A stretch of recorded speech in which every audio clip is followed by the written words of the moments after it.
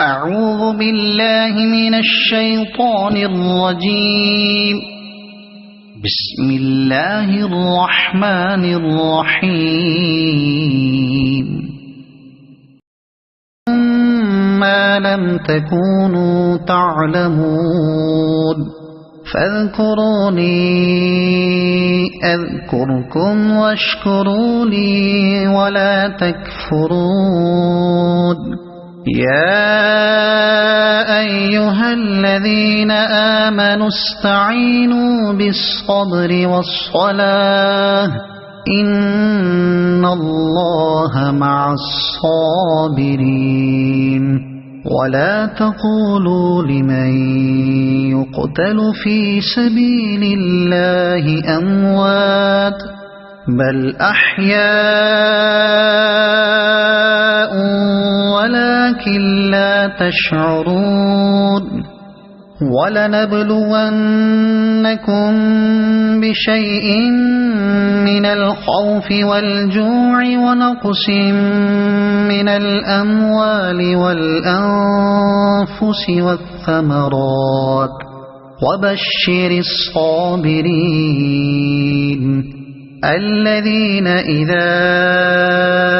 أصابتهم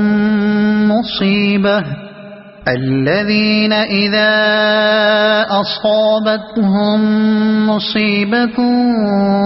قالوا إنا لله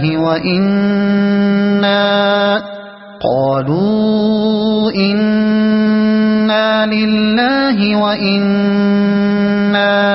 إليه راجعون. أولئك عليهم صلوات من ربهم ورحمة وأولئك هم المهتدون. إن الصفا والمروة من شعائر الله فمن حج البيت أو اعتمر فلا جناح عليه أن يطوف بهما ومن تطوع خيرا فإن الله شاكر عليم.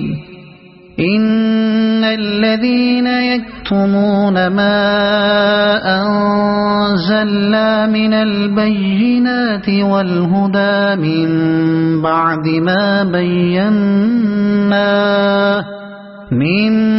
بعد ما بيناه للناس في الكتاب أولئك يلعنهم الله ويلعنهم اللاعنون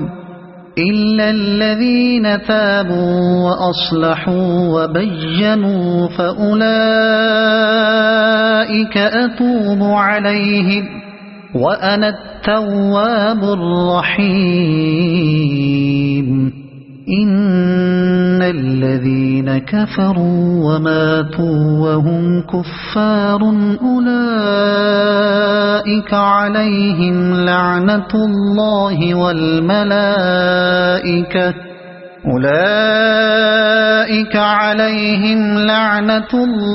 والملائكة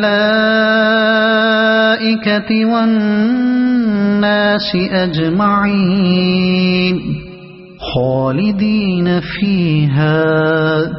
لا يخفف عنهم العذاب ولا هم ينظرون. وإلهكم إله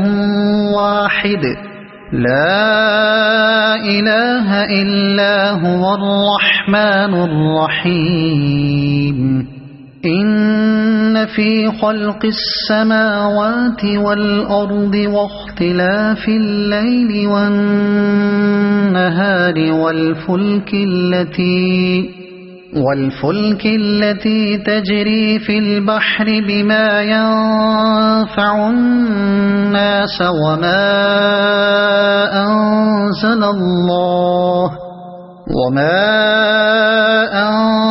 الله من السماء من ماء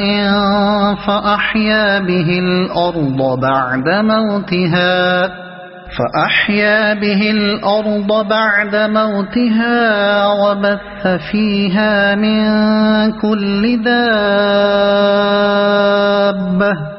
وتصريف الرياح والسحاب المسخر بين السماء والأرض لآيات لقوم يعقلون ومن الناس من يتخذ من دون الله أندادا يحبونهم كحب الله والذين آمنوا أشد حبا لله ولو يرى الذين ظلموا إذ يرون العذاب أن القوة لله جميعا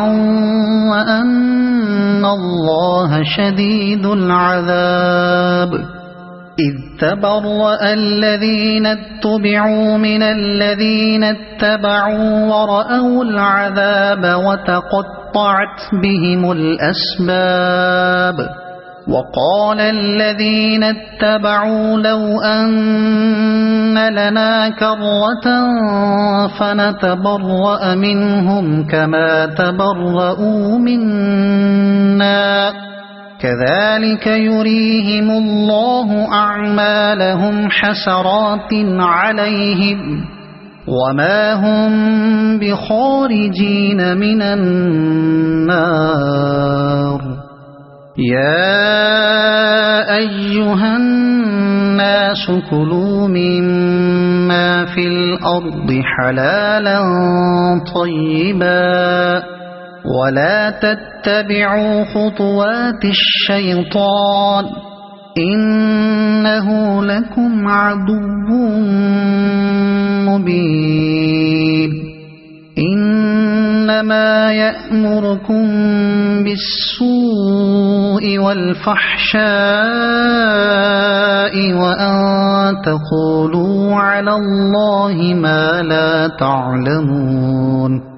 وإذا قيل لهم اتبعوا ما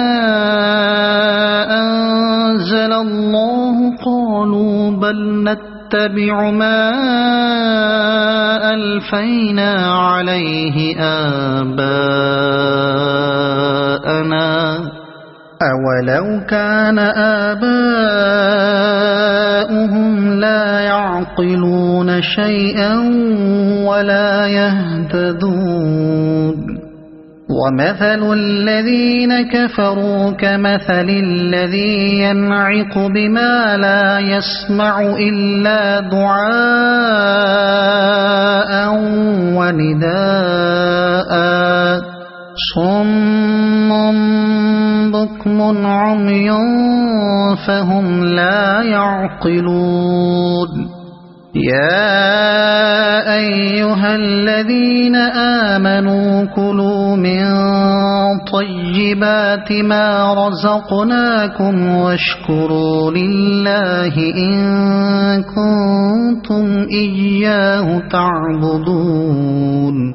إنما حرم عليكم الميتة والدم ولحم الخنزير وما أهل به لغير الله فمن اضطر غير باغ ولا عاد فلا إثم عليه إن الله غفور رحيم إن الذين يكتمون ما أنزل الله من الكتاب ويشترون به ثمنا قليلا أولئك ما يأكلون في بطونهم إلا النار ولا يكلمهم الله يوم القيامة ولا يزكيهم ولهم عذاب أليم أولئك الذين اشتروا الضلالة بالهدى والعذاب بالمغفرة فما أصبرهم على النار ذلك بأن الله نزل الكتاب بالحق وإن الذين اختلفوا في الكتاب لفي شقاق بعيد ليس البر أن تولوا وجوهكم قبل المشرق والمغرب ولكن البر من آمن بالله واليوم الآخر والملائكة والكتاب والنبيين وآتى المال على حبه ذوي القربى واليتامى والمساكين وابن السبيل والسائلين وفي الرقاب وأقام الصلاة وآتى الزكاة والموفون بعهدهم إذا عاهدوا والصابرين في البأساء والضراء وحين البأس أولئك الذين صدقوا وأولئك هم المتقون يا أيها الذين آمنوا كتب عليكم القصاص في القتلى الحر بالحر والعبد بالعبد والأنثى بالأنثى فمن عفي له من أخيه شيء فاتباع بالمعروف وأداء إليه بإحسان ذلك تخفيف من ربكم ورحمة فمن اعتدى بعد ذلك فله عذاب أليم ولكم في القصاص حياة يا أولي الألباب لعلكم تتقون كتب عليكم إذا حضر أحدكم الموت إن ترك خيرا الوصية للوالدين والأقربين بالمعروف حقا على المتقين فمن بدله بعدما سمعه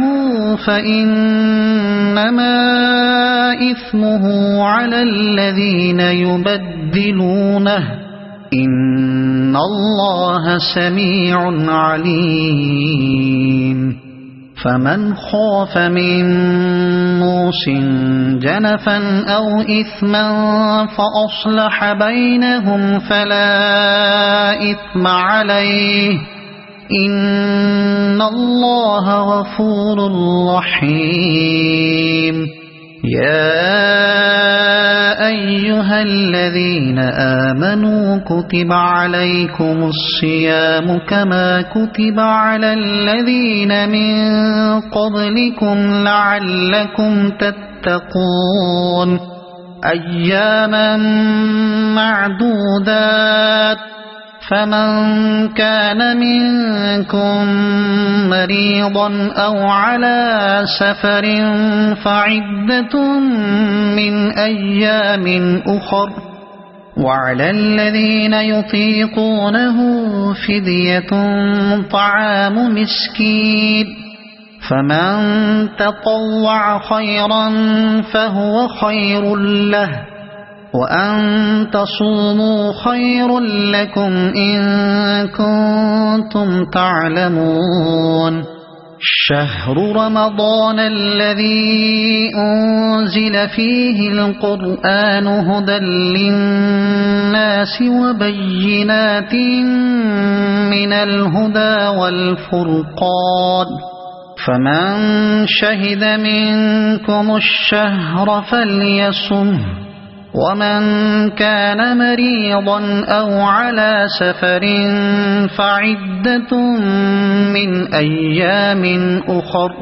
يريد الله بكم اليسر ولا يريد بكم العسر، ولتكملوا العدة ولتكبروا الله على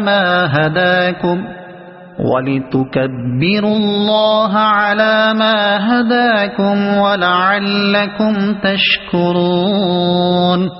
وإذا سألك عبادي عني فإني قريب أجيب دعوة الداع إذا دعان، فليستجيبوا لي وليؤمنوا بي لعلهم يرشدون. أحل لكم ليلة الصيام الرفث إلى نسائكم هن لباس لكم وأنتم لباس لهن، علم الله أنكم كنتم تختانون أنفسكم فتاب عليكم وعفى عنكم، فالآن باشروهن وابتغوا ما كتب الله لكم، وكلوا واشربوا حتى يتبين لكم الخيط الأبيض من الخيط الأسود من الفجر، ثم أتموا الصيام إلى الليل، ولا تباشروهن وأنتم عاكفون في المساجد، تلك حدود الله فلا تقربوها، كذلك يبين الله آياته للناس لعلهم يتقون. ولا تأكلوا أموالكم بينكم بالباطل وتدلوا بها إلى الحكام لتأكلوا فريقا من أموال الناس بالإثم وأنتم تعلمون. يسألونك عن الأهلة قل هي مواقيت للناس والحج، وليس البر بأن تأتوا البيوت من ظهورها، ولكن البر من اتقى، وأتوا البيوت من أبوابها، واتقوا الله لعلكم تفلحون. وقاتلوا في سبيل الله الذين يقاتلونكم ولا تعتدوا، إن الله لا يحب المعتدين. واقتلوهم حيث ثقفتموهم وأخرجوهم من حيث أخرجوكم، والفتنة أشد من القتل، ولا تقاتلوهم عند المسجد الحرام حتى يقاتلوكم فيه، فإن قاتلوكم فاقتلوهم، كذلك جزاء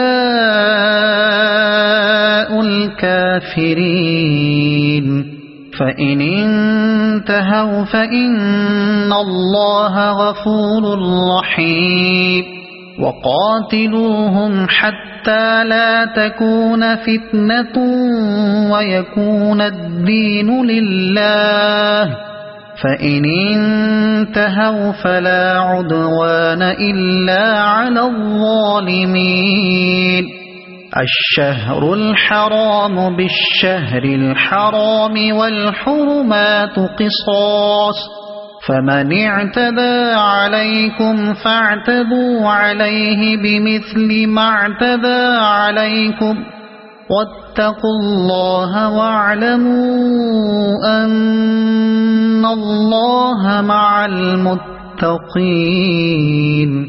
وأنفقوا في سبيل الله ولا تلقوا بأيديكم إلى التهلكة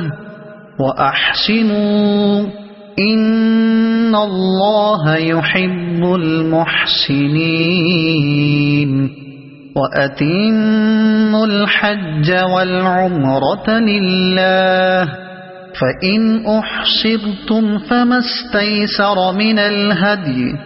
ولا تحلقوا رؤوسكم حتى يبلغ الهدي محله فمن كان منكم مريضا أو به أذى من رأسه ففدية من صيام أو صدقة أو نسك فإذا أمنتم فمن تمتع بالعمرة إلى الحج فما استيسر من الهدي فمن لم يجد فصيام 3 أيام في الحج و7 إذا رجعتم تلك 10 كاملة ذلك لمن لم يكن أهله حاضر المسجد الحرام واتقوا الله واعلموا أن الله شديد العقاب الحج أشهر معلومات فمن فرض فيهن الحج فلا رفث ولا فسوق ولا جدال في الحج وما تفعلوا من خير يعلمه الله وتزودوا فإن خير الزاد التقوى واتقون يا أولي الألباب ليس عليكم جناح أن تبتغوا فضلا من ربكم فإذا أفضتم من عرفات فاذكروا الله عند المشعر الحرام واذكروه كما هداكم وإن كنتم من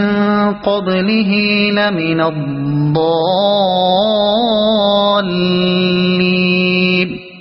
ثم أفيضوا من حيث أفاض الناس واستغفروا الله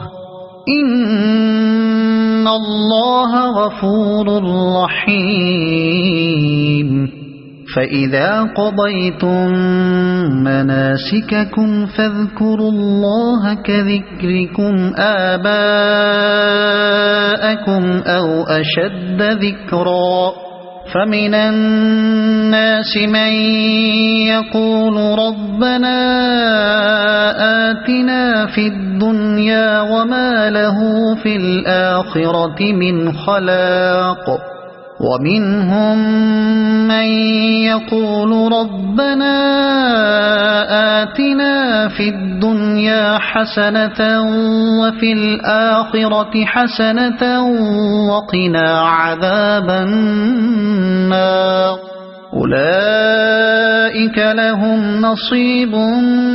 مما كسبوا والله سريع الحساب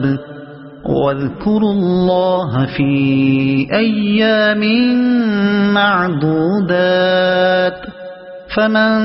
تعجل في يومين فلا إثم عليه ومن تأخر فلا إثم عليه لمن اتقى واتقوا الله واعلموا أنكم إليه تحشرون ومن الناس من يعجبك قوله في الحياة الدنيا ويشهد الله على ما في قلبه وهو ألد الخصام وإذا تولى سعى في الأرض ليفسد فيها ويهلك الحرث والنسل والله لا يحب الفساد. وإذا قيل له اتق الله أخذته العزة بالإثم فحسبه جهنم ولبئس المهاد. ومن الناس من يشري نفسه ابتغاء مرضات الله والله رؤوف بالعباد. يا أيها الذين آمنوا ادخلوا في السلم كافة ولا تتبعوا خطوات الشيطان إنه لكم عدو مبين. فإن زللتم من بعد ما جاءتكم البينات فاعلموا أن الله عزيز حكيم. هل ينظرون إلا أن يأتيهم الله في ظلل من الغمام والملائكة وقضي الأمر وإلى الله ترجع الأمور. سل بني إسرائيل كم آتيناهم من آية بينة ومن يبدل نعمة الله من بعد ما جاءته فإن الله شديد العقاب. زين للذين كفروا الحياة الدنيا ويسخرون من الذين آمنوا والذين اتقوا فوقهم يوم القيامة والله يرزق من يشاء بغير حساب. كان الناس أمة واحدة فبعث الله النبيين مبشرين ومنذرين وأنزل معهم الكتاب بالحق ليحكم بين الناس فيما اختلفوا فيه وما اختلف فيه إلا الذين أوتوه من بعد ما جاءتهم البينات بغيا بينهم فهدى الله الذين آمنوا لما اختلفوا فيه من الحق بإذنه والله يهدي من يشاء إلى صراط مستقيم. أم حسبتم أن تدخلوا الجنة ولما يأتكم مثل الذين خلوا من قبلكم مستهم البأساء والضراء وزلزلوا حتى يقول الرسول والذين آمنوا معه متى نصر الله ألا إن نصر الله قريب. يسألونك ماذا ينفقون قل ما أنفقتم من خير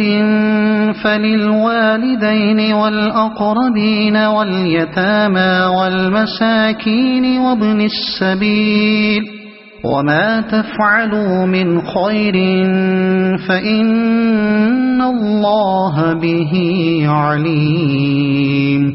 كتب عليكم القتال وهو كره لكم وعسى أن تكرهوا شيئا وهو خير لكم وعسى أن تحبوا شيئا وهو شر لكم والله يعلم وأنتم لا تعلمون يسألونك عن الشهر الحرام قتال فيه قل قتال فيه كبير وصد عن سبيل الله وكفر به والمسجد الحرام وإخراج أهله منه أكبر عند الله والفتنة أكبر من القتل ولا يزالون يقاتلونكم حتى يردوكم عن دينكم إن استطاعوا ومن يرتد منكم عن دينه فيمت وهو كافر فأولئك حبطت أعمالهم في الدنيا والآخرة وأولئك أصحاب النار هم فيها خالدون إن الذين آمنوا والذين هاجروا وجاهدوا في سبيل الله أولئك يرجون رحمة الله والله غفور رحيم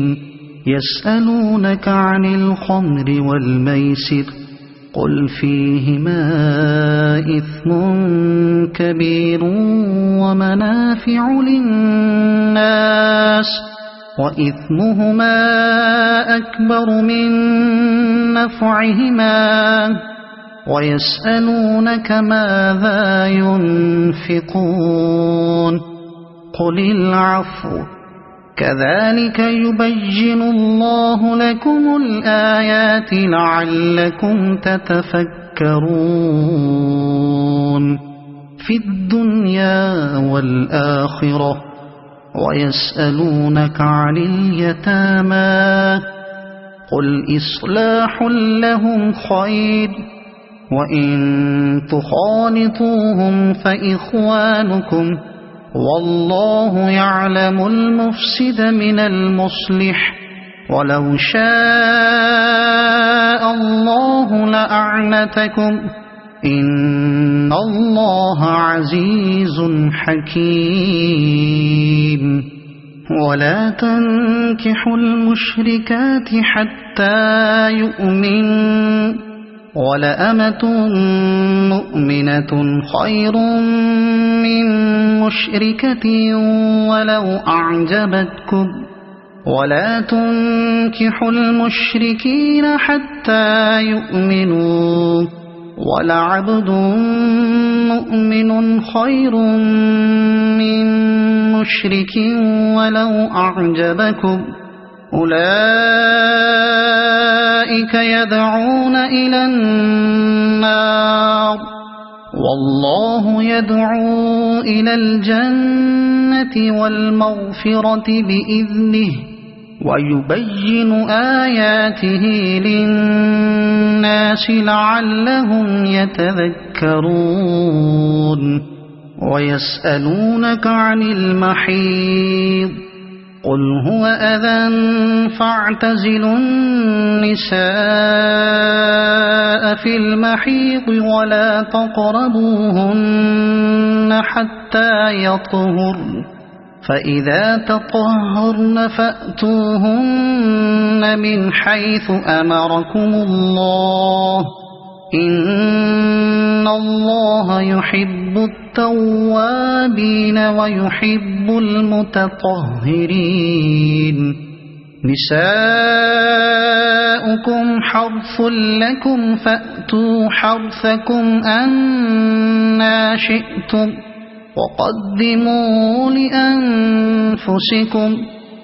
واتقوا الله واعلموا أنكم ملاقوه وبشر المؤمنين ولا تجعلوا الله عرضة لأيمانكم أن تبروا وتتقوا وتصلحوا بين الناس والله سميع عليم لا يؤاخذكم الله باللغو في أيمانكم ولكن يؤاخذكم بما كسبت قلوبكم والله غفور حليم للذين يؤلون من نسائهم تربص 4 أشهر فإن فاءوا فإن الله غفور رحيم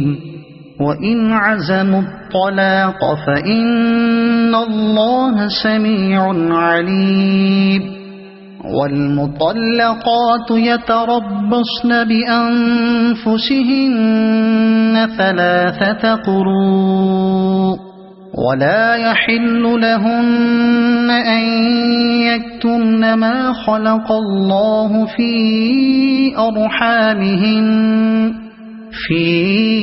أرحامهن إن كن يؤمن بالله واليوم الآخر وبعولتهن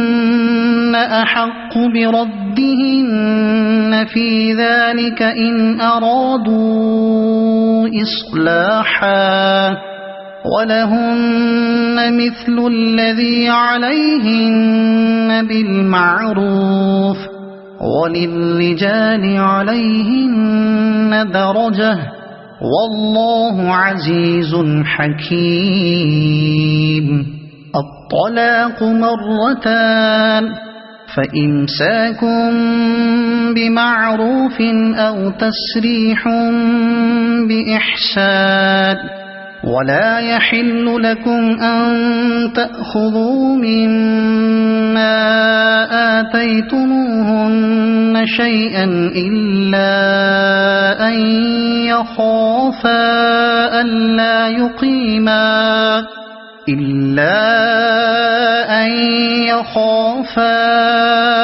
ألا يقيما حدود الله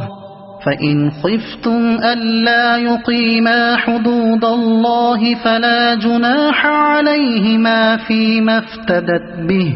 تلك حدود الله فلا تعتدوها ومن يتعد حدود الله فأولئك هم الظالمون فإن طلقها فلا تحل له من بعد حتى تنكح زوجا غيره فإن طلقها فلا جناح عليهما أن يتراجعا إن ظنا أن يقيما حدود الله وتلك حدود الله يبينها لقوم يعلمون وإذا طلقتم النساء فبلغن أجلهن فأمسكوهن بمعروف أو سرحوهن بمعروف ولا تمسكوهن ضرارا لتعتدوا ومن يفعل ذلك فقد ظلم نفسه ولا تتخذوا آيات الله هزوا واذكروا نعمة الله عليكم وما أنزل عليكم من الكتاب والحكمة يعظكم به واتقوا الله واعلموا أن الله بكل شيء عليم وإذا طلقتم النساء فبلغن أجلهن فلا تعضلوهن أن ينكحن أزواجهن إذا تراضوا بينهم بالمعروف ذلك يوعظ به من كان منكم يؤمن بالله واليوم الآخر ذلكم أزكى لكم وأطهر والله يعلم وأنتم لا تعلمون والوالدات يرضعن أولادهن حولين كاملين لمن أراد أن يتم الرضاعة وعلى المولود له رزقهن وكسوتهن بالمعروف لا تكلف نفس إلا وسعها لا تضار والدة بولدها ولا مولود له بولده وعلى الوارث مثل ذلك فإن أرادا فصالا عن تراض منهما وتشاور فلا جناح عليهما وإن أردتم أن تسترضعوا أولادكم فلا جناح عليكم إذا سلمتم ما آتيتم بالمعروف واتقوا الله واعلموا أن الله بما تعملون بصير والذين يتوفون منكم ويذرون أزواجا يتربصن بأنفسهن 4 أشهر وعشرا فإذا بلغن أجلهن فلا جناح عليكم فيما فعلن في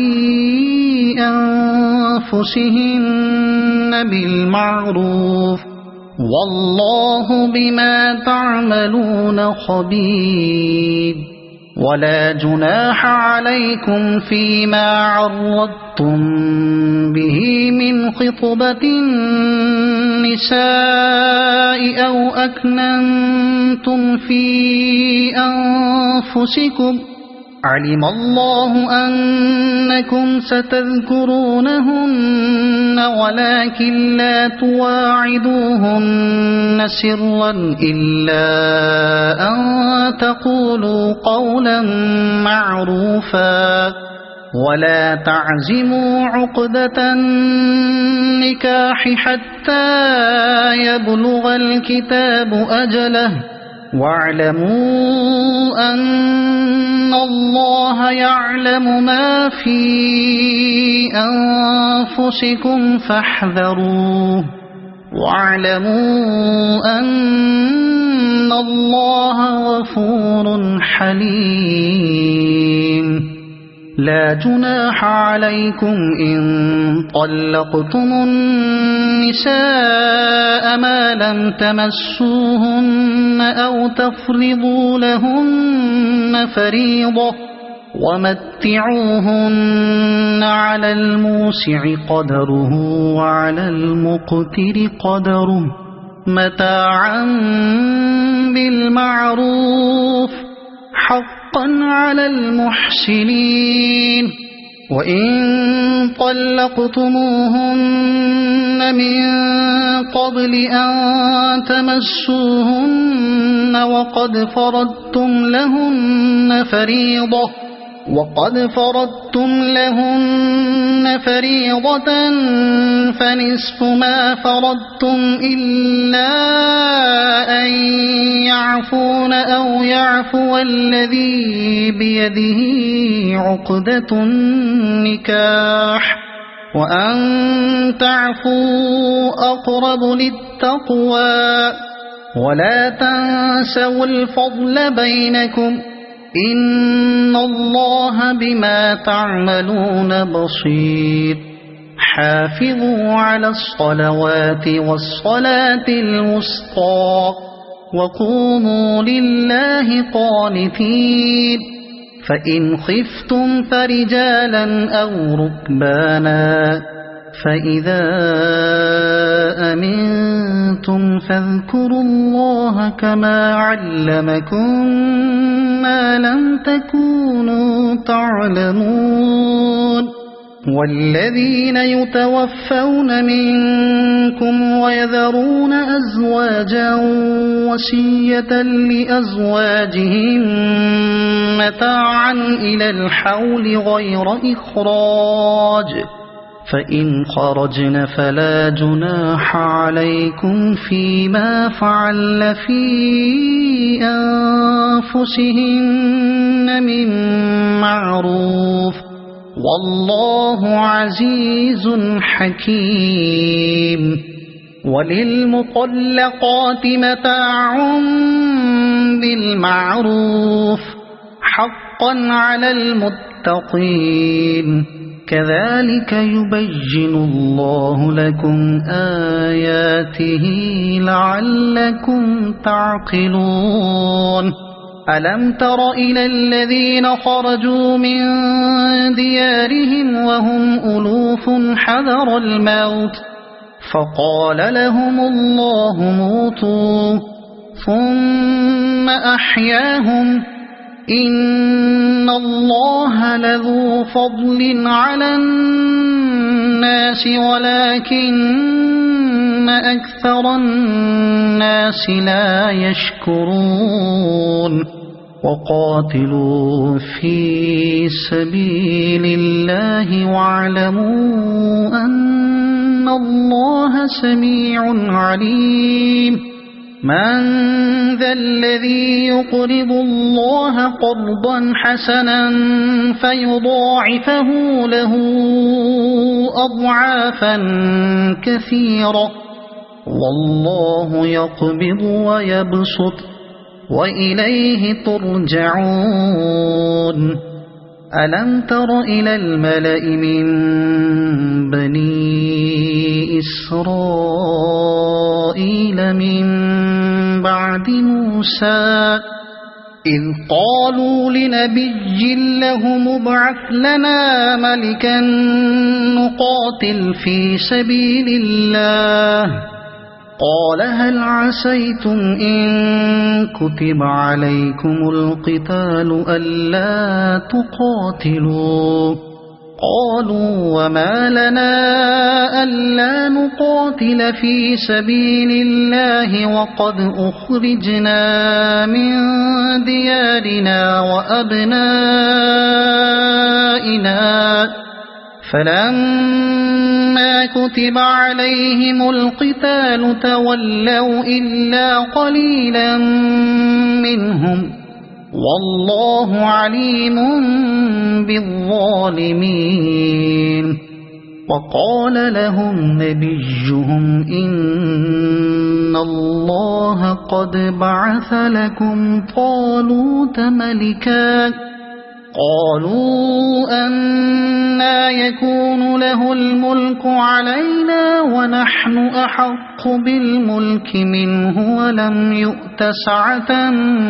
من المال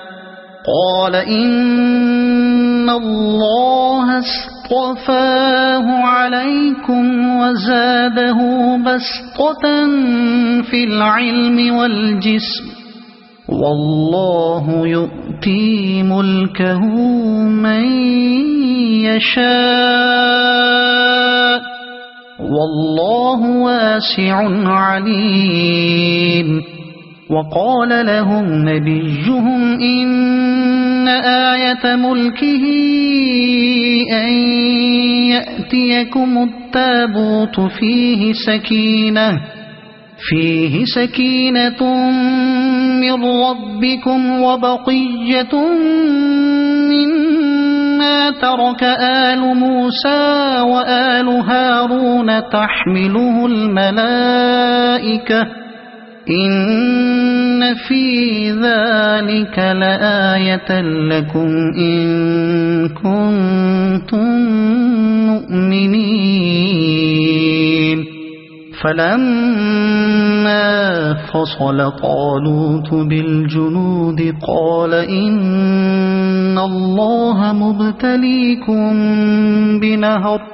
فمن شرب منه فليس مني ومن لم يطعمه فإنه مني إلا من اغترف غرفة بيده فشربوا منه إلا قليلا منه فلما جاوزه هو والذين آمنوا معه قالوا لا طاقة لنا اليوم بجالوت وجنوده قال الذين يظنون أنهم ملاقو الله كم من فئة قليلة غلبت فئة كثيرة بإذن الله والله مع الصابرين ولما برزوا لجالوت وجنوده قالوا ربنا أفرغ علينا صبرا وثبت أقدامنا وانصرنا على القوم الكافرين فهزموهم بإذن الله وقتل داود جالوت وآتاه الله الملك والحكمة وعلمه مما يشاء ولولا دفع الله الناس بعضهم ببعض لفسدت الأرض ولكن الله ذو فضل على العالمين تلك آيات الله نتلوها عليك بالحق وإنك لمن المرسلين تلك الرسل فضلنا بعضهم على بعض منهم من كلم الله ورفع بعضهم درجات وآتينا عيسى ابن مريم البينات وأيدناه بروح القدس ولو شاء الله ما اقتتل الذين من بعدهم من بعد ما جاءتهم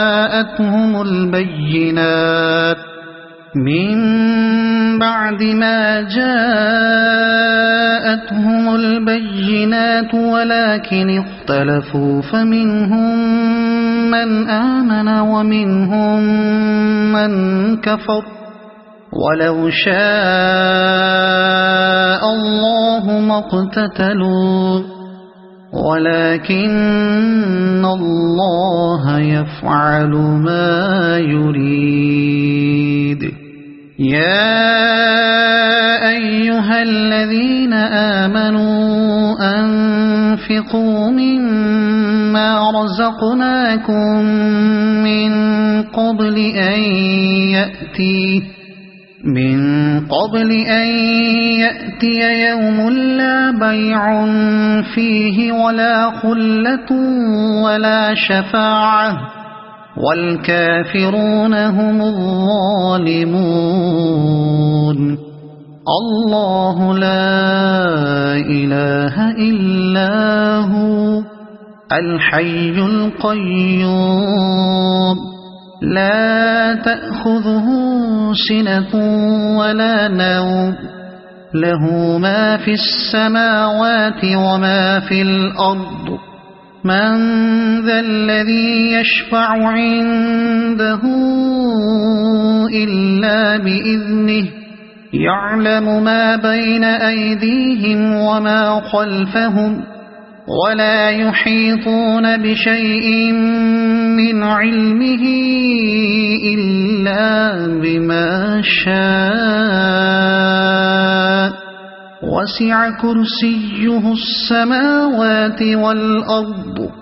ولا يؤوده حفظهما وهو العلي العظيم لا إكراه في الدين قد تبين الرشد من الغي فمن يكفر بالطاغوت ويؤمن بالله فقد استمسك بالعروة الوثقى لا انفصام لها والله سميع عليم الله ولي الذين آمنوا يخرجهم من الظلمات إلى النور والذين كفروا أولياؤهم الطاغوت يخرجونهم من النور إلى الظلمات أولئك أصحاب النار هم فيها خالدون ألم تر إلى الذي حاج إبراهيم في ربه أن آتاه الله الملك إذ قال إبراهيم ربي الذي يحيي ويميت قال أنا أحيي وأميت قال إبراهيم فإن الله يأتي بالشمس من المشرق فأت بها من المغرب فبهت الذي كفر والله لا يهدي القوم الظالمين أو كالذي مر على قرية وهي خاوية على عروشها قال أنى يحيي هذه الله بعد موتها فأماته الله 100 عام ثم بعثه قال كم لبثت قال لبثت يوما أو بعض يوم قال بل لبثت 100 عام فانظر إلى طعامك وشرابك لم يتسنه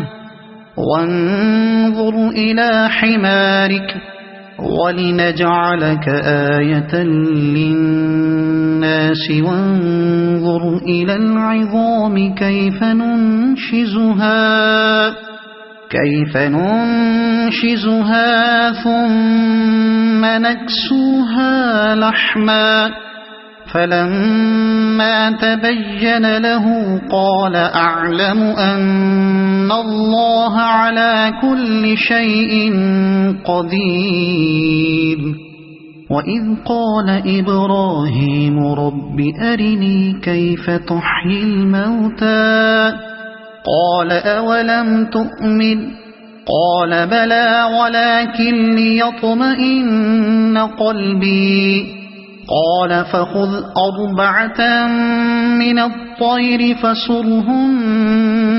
إليك ثم اجعل على كل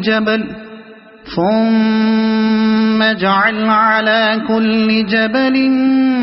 منهن جزءا ثم ادعهن يأتينك سعيا واعلم أن الله عزيز حكيم مثل الذين ينفقون أموالهم في سبيل الله كمثل حبة أنبتت 7 سنابل في كل سنبلة 100 حبة والله يضاعف لمن يشاء والله واسع عليم الذين ينفقون أموالهم في سبيل الله ثم لا يتبعون ما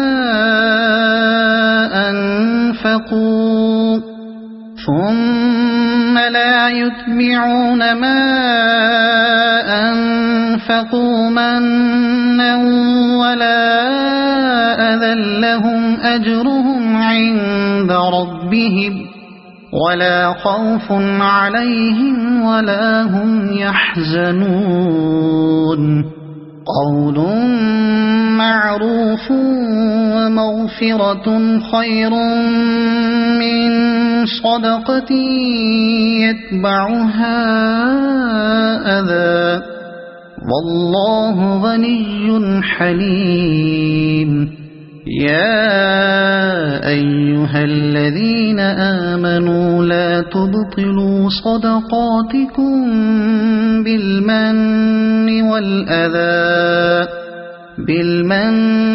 والأذى كالذي ينفق ماله رئاء الناس ولا يؤمن بالله واليوم الآخر فمثله كمثل صفوان عليه تراب فأصابه وابل فتركه صلدا لا يقدرون على شيء مما كسبوا والله لا يهدي القوم الكافرين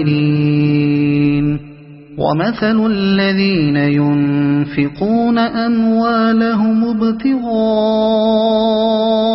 مرضات الله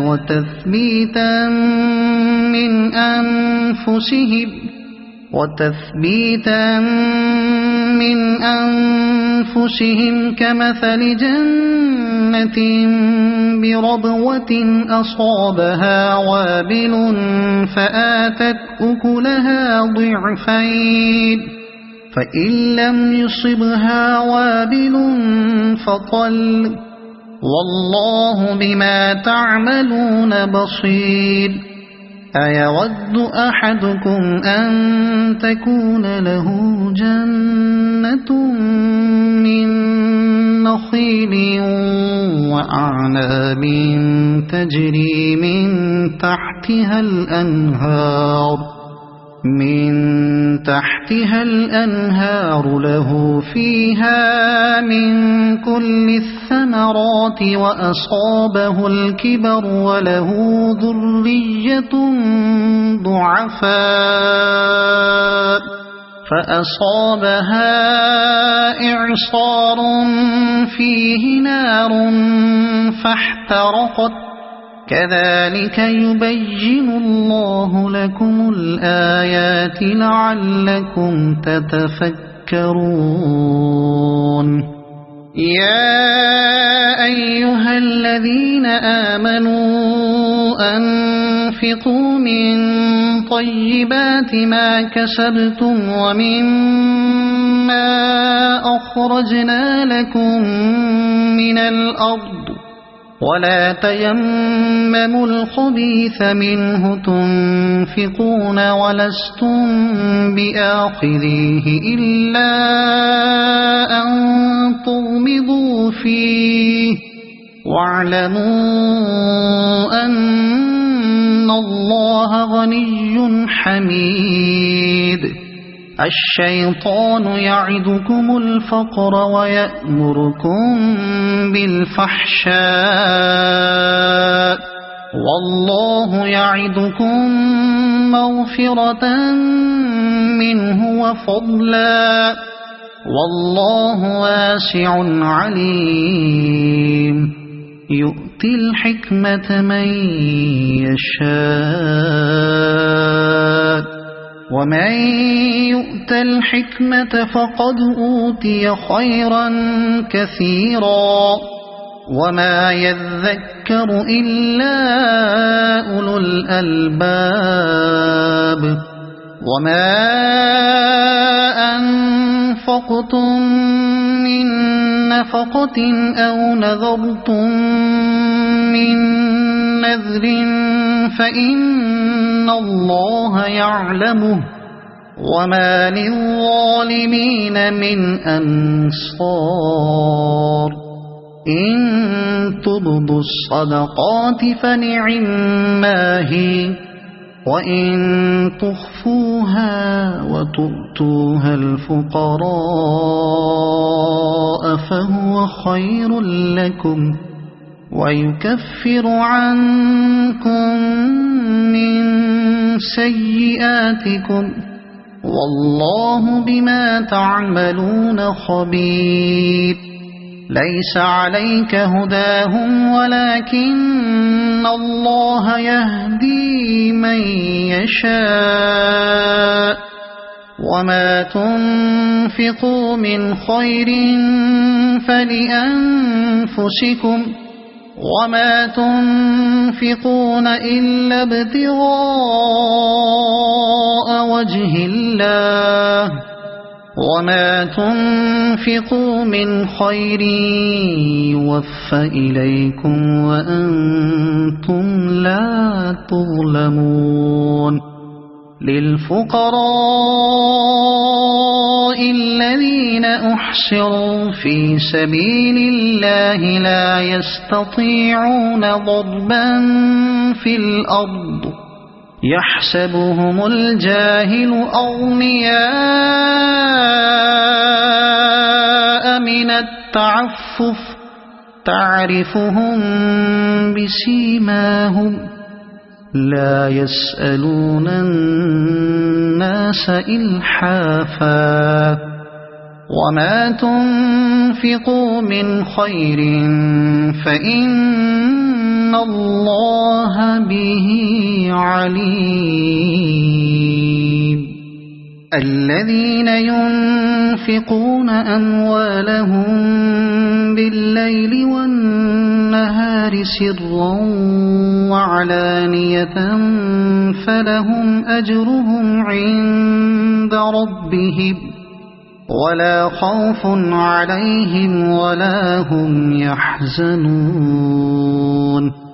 الذين يأكلون الربا لا يقومون إلا كما يقوم الذي يتخبطه الشيطان من المس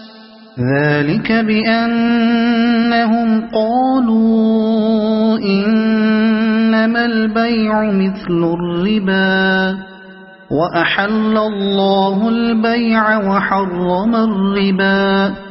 فمن جاءه موعظة من ربه فانتهى فله ما سلف وأمره إلى الله ومن عاد فأولئك أصحاب النار هم فيها خالدون يمحق الله الربا ويربي الصدقات والله لا يحب كل كفار أثيم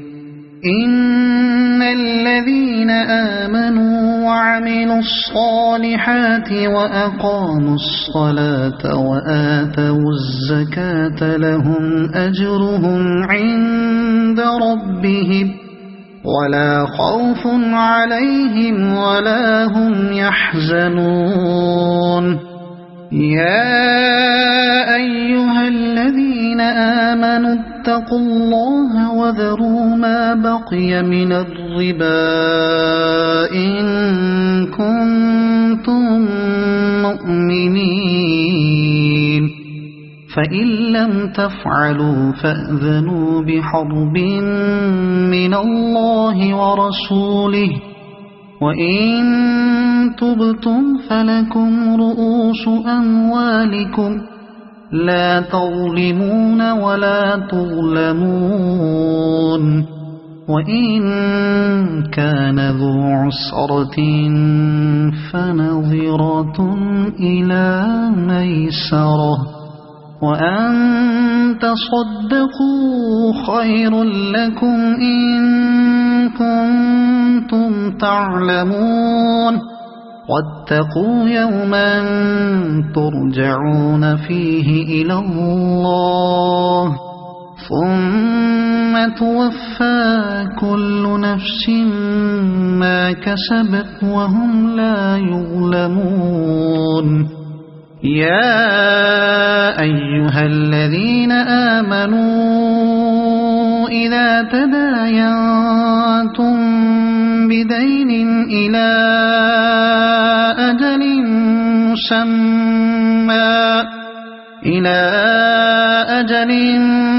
مسمى فاكتبوه وليكتب بينكم كاتب بالعدل ولا يأب كاتب أن يكتب كما علمه الله فليكتب وليملل الذي عليه الحق وليتق الله ربه ولا يبخس منه شيئا فإن كان الذي عليه الحق سفيها أو ضعيفا أو لا يستطيع أن يمل هو فليملل وليه بالعدل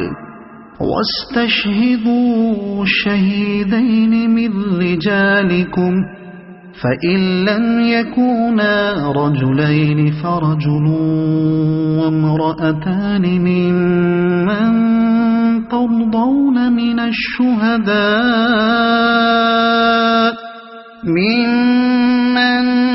ترضون من الشهداء أن تضل إحداهما فتذكر إحداهما الأخرى ولا يأبى الشهداء إذا ما دعوا ولا تسأموا أن تكتبوه صغيرا أو كبيرا إلى أجله ذلكم أقسط عند الله وأقوم للشهادة وأدنى ألا ترتابوا إلا أن تكون تجارة حاضرة تديرونها بينكم فليس عليكم جناح ألا تكتبوها وأشهدوا إذا تبايعتم ولا يضار كاتب ولا شهيد وإن تفعلوا فإنه فسوق بكم واتقوا الله ويعلمكم الله والله بكل شيء عليم وإن كنتم على سفر ولم تجدوا كاتبا فرهان مقبوضة فإن أمن بعضكم بعضا فليؤد الذي اؤتمن أمانته وليتق الله ربه ولا تكتموا الشهادة ومن يكتمها فإنه آثم قلبه والله بما تعملون عليم لله ما في السماوات وما في الأرض وإن تبدوا ما في أنفسكم أو تخفوه يحاسبكم به الله فيغفر